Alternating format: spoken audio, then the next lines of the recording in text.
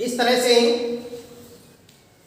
लेखिका कहती है कि वह चोर का दुर्भाग्य था कि वह बहुत ही दिमाग लगा करके अपनी प्लानिंग करके चोरी करने के लिए घुसा था, परंतु उसका ये दुर्भाग्य था कि वह जिस कमरे में घुसा था उसमें माँ जी सो रही थी, क्योंकि वह ढोलक के शोर से, गीत के शोर से बचने के लिए अपना कमरा छोड़ करके दूसरे कमरे में सोने चली गई थी और चोर भी वह उसी कमरे में जा पहुंचा। चोर की आहट सुनकर के ही माँ की आंख खुल गई, अर्थात उनकी नींद खुल गई और वह कहने लगी, कौन?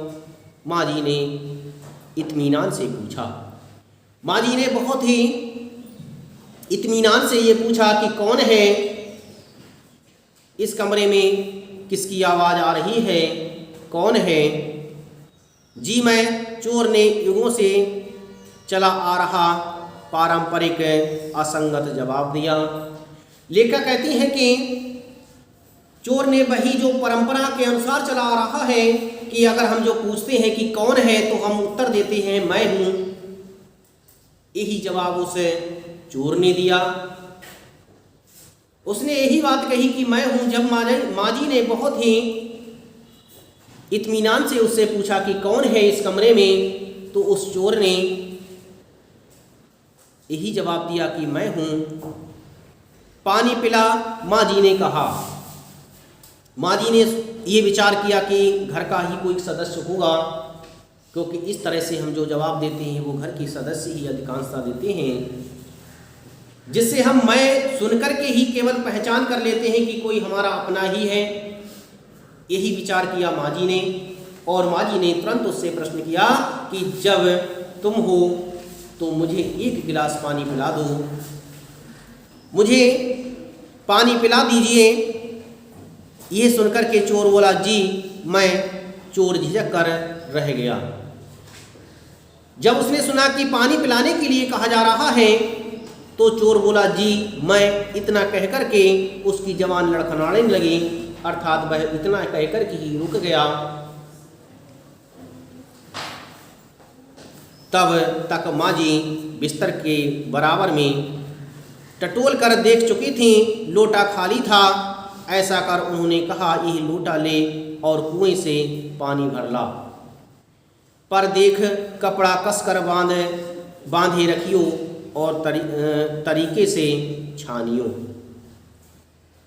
यानी कि लेखिका कहती हैं कि माँ की जब आंख खुली थी तो उससे,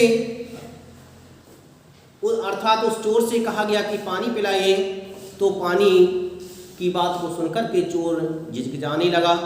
तब तक माँ की आंख अच्छी तरह से खुल चुकी थी। पास में रखा हुआ लोटा जब उन्होंने देखा तो वह लोटा खाली था।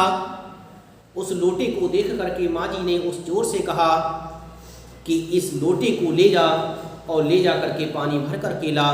इस लोटे पर कपड़े को अच्छी तरह से बांधना, जिससे पानी को अच्छी तरह से छाना जा सके। यह बात माँ जी ने उस चोर से कही। चोर घबरा गया। ये सब सुनकर के चोर घबरा जाता है। अंधेरे में इन्होंने कैसे जाना कि उसके मुंह पर कपड़ा बंधा है और कमर में भांग। भांग ऐसी वस्तु होती है जो नशीली होती है। तो उन्होंने कहा कि माँ ने ये कैसे पता करा कि पता नहीं चला कि उसके मुंह पर कपड़ा बंधा हुआ है और कमर में भांग बंधे हुए हैं, ये उन्हें कैसे ज्ञात हुआ, ये कुछ पता नहीं। उन्होंने कहा भगवान से उनका तार जुड़े होने की खबर उसे थी, पर बुढ़िया भांग भी छानती होगी।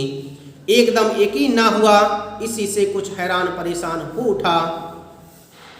जल्दी कर भाई।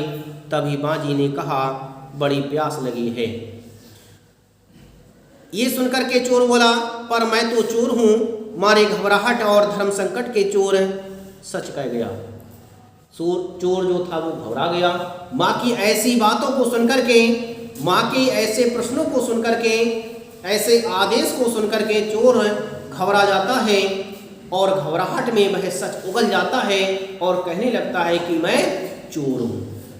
इस तरह से माँ जी को पता चल जाता है कि यह चोर है, वह चोर भी बहुत अधिक घबरा जाता है।